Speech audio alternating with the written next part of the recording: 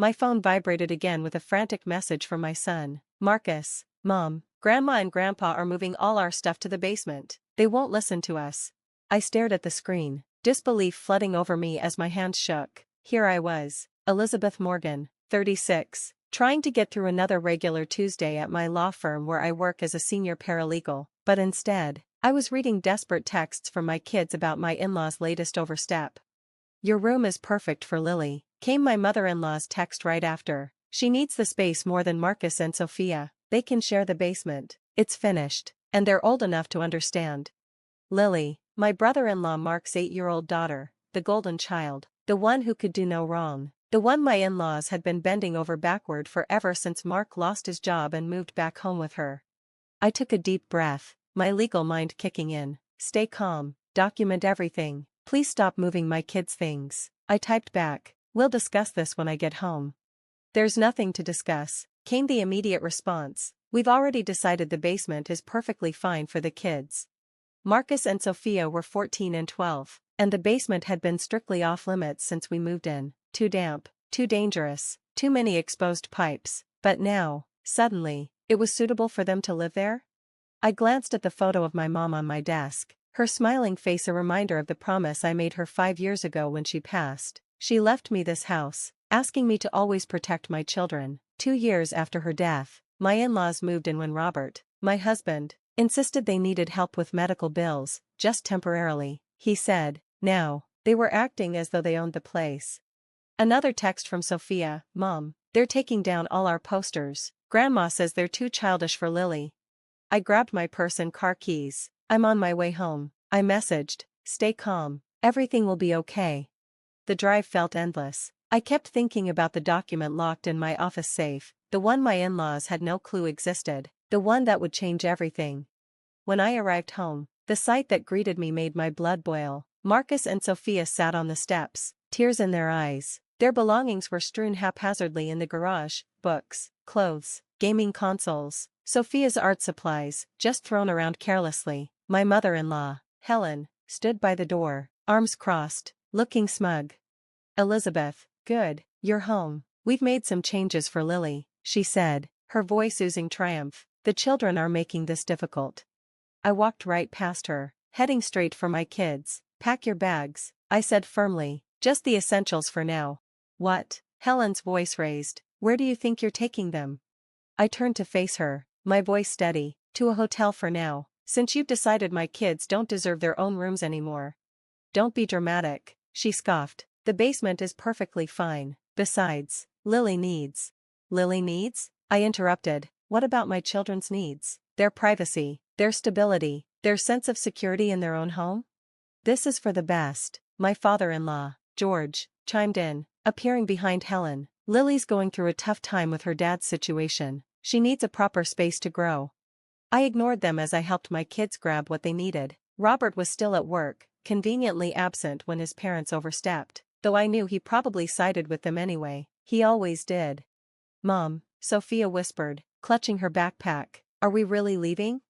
I gave her a reassuring squeeze on the shoulder. Just for a little while, sweetheart, trust me. As we made our way to the car, Helen shouted, you're being ridiculous, Elizabeth, think about what this will do to the family. I helped my kids into the car and turned to face my in-laws one last time. Oh, I'm thinking about family, I said, my voice calm. I'm thinking about how you've forgotten whose house this is. Their smug expressions faltered. Good, let them worry. What's that supposed to mean? George demanded. I smiled and started the car. You'll find out soon enough. As we drove away, I caught a glimpse of them in the rearview mirror, probably already plotting how to twist this to Robert. They had no idea what was coming. They didn't know that in the morning, my lawyer would be serving them with papers that would change everything. Mom, Marcus asked from the back seat, what's going to happen now? I looked at him in the mirror. Now, sweetheart, we're going to teach Grandma and Grandpa a very important lesson about respect and ownership. The hotel I'd booked was just 10 minutes from home, close enough to school, far enough to keep some distance from the drama. As I watched my children settle in, my phone buzzed with more messages from Robert demanding to know what I was doing. I ignored them all. Tomorrow would bring enough confrontation. Tonight was about ensuring my kids felt safe. That's what my mom would have wanted. And the house deed sitting safely in my office would ensure her wishes were respected. The next morning, I drove in early to work. I needed to retrieve something from my office safe, the document that would change everything. My mother's lawyer had advised me to keep it safe, warning me that family situations were unpredictable. How right she was. Robert's messages had flooded in overnight, 5 voicemails, each more urgent than the last. "You're overreacting," he'd said. "Come home, and we can work this out like adults." Helen and George had gone down the guilt route, texting about family loyalty, how I was traumatizing poor Lily. Even Mark had joined in, telling me how his daughter needed stability during this tough time. No one mentioned my children's needs.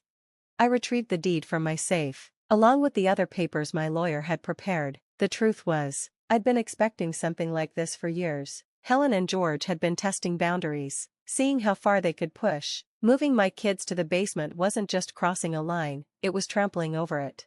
As I was going over the papers, my colleague Jessica popped her head into the doorway. "Ready?" she asked, offering a reassuring smile. She had helped me prepare for this moment as a real estate attorney. "More than ready," I said, checking the time. The process server should be arriving at my house now. I'd arranged for the documents to be served during breakfast, the time my in-laws always insisted on having together. Well, everyone but my children, who had been relegated to the basement with their meals. My phone buzzed again, a text from Robert. "What the hell, Elizabeth? Why is there a process server at our door?"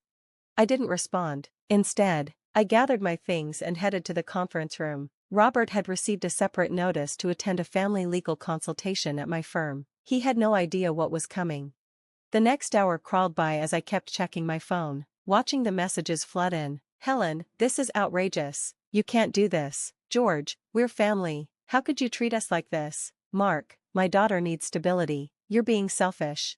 Finally, Robert stormed into the conference room, red-faced and furious. "What is this?" he demanded, waving legal papers, an eviction notice for my parents. I stayed calm, sitting at the table with Jessica by my side. "Sit down, Robert. We need to talk about the house, specifically, who owns it?" "What's going on? We own this place together," Robert said, confused. "No," I responded calmly, sliding the deed across the table. "We don't. My mother left this house to me, not to both of us. It was never joint property." Robert's face drained of color as he read the document. "This can't be right," he stammered. "It's absolutely correct," Jessica said in a businesslike tone. "The house has always been in Elizabeth's name. Your parents have been living there as guests, and they've overstayed their welcome, crossing the line and violating the rights of the legal owner's children." Robert slumped into a chair, staring blankly at the papers. "But they're my parents," he muttered. "They need a place to stay. They need to understand boundaries." I corrected him. "They need to respect that they can't just move my children out of their rooms and take over the house. They need to remember who owns it." "And Mark, Lily, where are they supposed to go?" he asked. "That's not my problem," I said flatly, though I felt for my niece. "Mark needs to figure it out. He's been taking advantage of your parents' generosity for too long, and now they've been doing the same to me." Just then, my phone buzzed with a message from Marcus. "Mom, Grandma and Grandpa are packing their things. They look really angry." Good, I thought, as the process server did their job. "The eviction notice gives them 30 days, I explained to Robert. "That's more than fair, considering they tried to push our children into the basement without any discussion." "You can't do this," he said weakly. "Actually, she can," Jessica interrupted, her tone firm. "And if your parents don't comply with the eviction notice, we're prepared to take further legal action." Robert looked at me, really looking at me for the first time in a long while. "Why didn't you tell me about the deed? Would it have made a difference?" I asked softly. "Would you have stood up to your parents when they decided to move our children out of their rooms? Would you have protected Marcus and Sophia's rights to feel secure in their own home?" His silence said it all. "I love you, Robert," I said, my voice softening just a little, "but our children come first. Your parents have crossed boundaries for 2 years, and yesterday, they went too far." He rubbed his eyes tiredly. "What do you want me to do?" "I want you to support this decision," I said firmly. "Help your parents and Mark find somewhere else to live, but most importantly, understand that our children's well-being isn't negotiable." As Robert left the room, looking defeated, I felt a weight lift off my shoulders. The hard part wasn't over. There would still be drama, guilt trips, and accusations, but for the first time in years, I felt like I was in control of my own home. A message from Sophia buzzed on my phone. Grandma's crying and saying we're tearing the family apart. Are we bad people, Mom? I quickly replied, no, sweetheart. Sometimes doing the right thing feels hard, but I promise you, we're doing the right thing. The next few weeks were filled with emotional turmoil. Helen and George alternated between cold silence and fiery outbursts, making the house feel like a war zone. Mark had already found an apartment, taking Lily with him. Apparently, he had been saving money all along but had been too comfortable living rent-free at my expense. One evening, as I was helping Marcus and Sophia settle back into their rooms, Helen appeared in the doorway, arms crossed. I hope you're happy, she said, bitterness lacing her words. You've destroyed this family. I ignored her and continued hanging Sophia's artwork. No, Helen, you destroyed this family when you decided our children were less important than your grandchild. We were trying to help everyone, she said, defending herself. Lily needed her father to step up, I said, not for you to enable him and sacrifice my children's well-being in the process. George appeared behind her, his face grim. We found a condo, he said. We'll be out by the end of the week. Not that you've given us much choice. I'm glad to hear it, I said calmly, smoothing out Sophia's bedspread. I hope your new place helps you remember the importance of respecting boundaries. Without another word, they left, but I could hear Helen sobbing in the hallway. Once, that sound would have made me feel guilty. Now, it just confirmed I'd made the right choice. Robert had been staying at a hotel, needing space to think. He came over that weekend, looking more humble than I'd seen him in years. I talked to Mark, he said, sitting at the kitchen table. He admitted he'd been taking advantage of the situation. He's actually making good money at his new job. He just didn't want to pay rent, and your parents enabled that. I poured coffee for both of us, just like they enabled his irresponsibility when we were first married. Robert nodded slowly. I see it now, how they always made excuses for him. I was so used to it. I didn't realize how unfair it was to you and the kids. From upstairs, I heard Marcus laughing, real, genuine laughter. He and Sophia were decorating their rooms, reclaiming their spaces. It seemed to affect Robert deeply. I failed them, he said quietly. I failed you too. Yes, I replied, but you can do better now, starting with supporting this change instead of fighting it. He reached across the table and took my hand. I want to come home, he said softly. I want to make this right. I squeezed his hand, but my voice remained firm. You can come home, but things will be different. Our children come first, always. No more letting your parents overstep. No more enabling Mark's irresponsibility at our family's expense.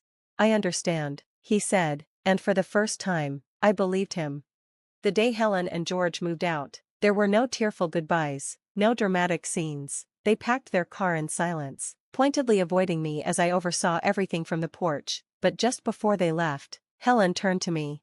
You think you've won, she said coldly, but you've lost something precious, family. I met her gaze calmly. No, Helen, I protected my family. You're the ones who forgot what family really means. As their car drove away, Marcus and Sophia came to stand beside me. Are they going to hate us forever? Sophia asked quietly. I pulled her close. They don't hate us, sweetheart. They're just learning a tough lesson about consequences. Sometimes, love means setting boundaries, even when it hurts. That evening, we shared our first peaceful family dinner in weeks. Robert was home, the kids were laughing, and the house felt lighter. As I watched my family truly together for the first time in years, I thought about my mother. She had left me this house as a legacy, a foundation for my children's future. By standing firm, by refusing to let others diminish that legacy, I'd honored her memory and protected what mattered most. Mom, Marcus said suddenly, I'm proud of you for standing up to them. Tears welled in my eyes. Thank you, sweetheart. I'm proud of you too, both of you, for being so strong through all of this. Robert squeezed my hand. We all are, he said softly. You did the right thing. Later that night, as I tucked Sophia into bed in her own room, not the basement, never the basement, she hugged me tightly. I love you, Mom, she whispered. Thank you for fighting for us. As I closed the door behind her, I caught my reflection in the hallway mirror. I saw what Helen and George had missed, what Robert had finally realized, not just a wife or a daughter-in-law, but a mother who would move heaven and earth to protect her children. Sometimes, the greatest victory isn't about winning a battle, it's about choosing the right battles to fight. And sometimes, protecting your family means standing up to the very people who should have been protecting it with you. Thanks for watching. And I'll see you in the next video. Stay stunned.